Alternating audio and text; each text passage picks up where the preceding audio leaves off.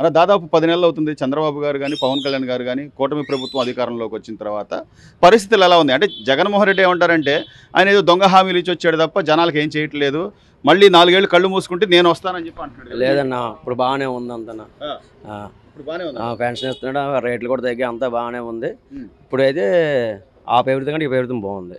అంటే ఉచిత ఇసుక చేసిన తర్వాత పనులు జరుగుతున్నాయి ఓ పక్క అమరావతి నిర్మాణాలు జరుగుతున్నాయి ప్రతి వాళ్ళకి పని దొరుకుతుందా అన్న ప్రతి వేళ పని జరుగుతుంది అప్పుడు మీద పనులు కూడా ఆడుతున్నాయి బాగానే ఉంది బాగానే ఉంది మరి అసలు ఏం లేదంటున్నాడు జగన్మోహన్ లేదన్నా బాగానే ఉంది ఇప్పటికైతే మాకు బాగానే ఉంది.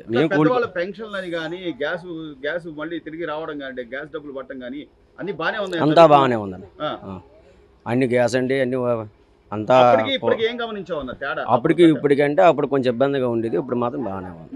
ఇప్పుడు అమరావతి ఒక రాజధాని అని మన రాజధాని అమరావతి అని చెప్పుకోగలుగుతున్నాం పనులు జరుగుతున్నాయా పనులు జరుగుతున్నాయి చూస్తున్నారా మీరు బాగానే ఉంది చూస్తాం ప్రధానమంత్రి గారు వచ్చినప్పుడు చూసారా చూసామన్నా బాగానే ఉంది ఇప్పుడు బాగానే ఉందంట ఇప్పుడు బాగానే ఉంది బాబాయ్ దాదాపు 10 నెలలు కూటమి ప్రభుత్వం అధికారంలోకి వచ్చి చంద్రబాబు గారు సీఎం అయ్యి ఈ రోజు పెద్దవాళ్ళ పెన్షన్లని కానీ వికలాంగులకు 3,000 నుంచి 6,000 చేయడం కానీ ఎట్లుంది బాబాయ్ ఎట్లుంది పని బాగానే ఉంది పనితీరు బాగానే ఉంది మరి ఏమి చేయట్లేదు అన్నాడు జగన్మోహన్ రెడ్డి.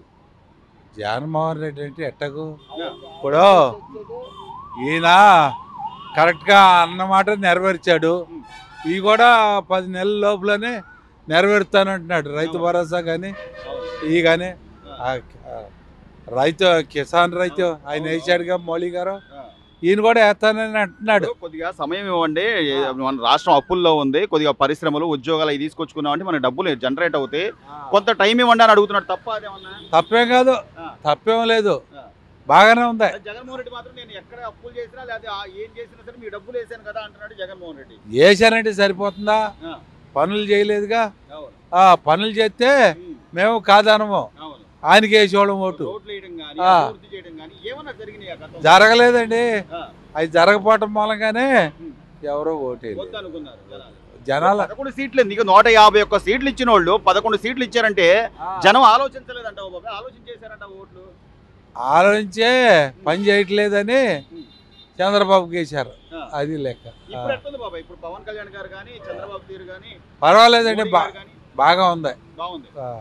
30వ తారీఖు వచ్చిందంటే 1వ తారీఖుని అందరికి పడిపోతాను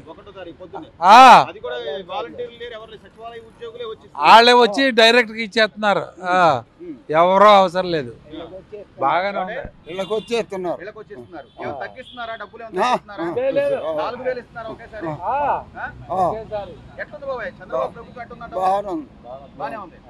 మరి నేను వస్తా 4 ఏళ్ళు కళ్ళు మూసుకోండి మళ్ళీ నేనే అధికారంలోకి వస్తా అంటున్నాడు జగన్.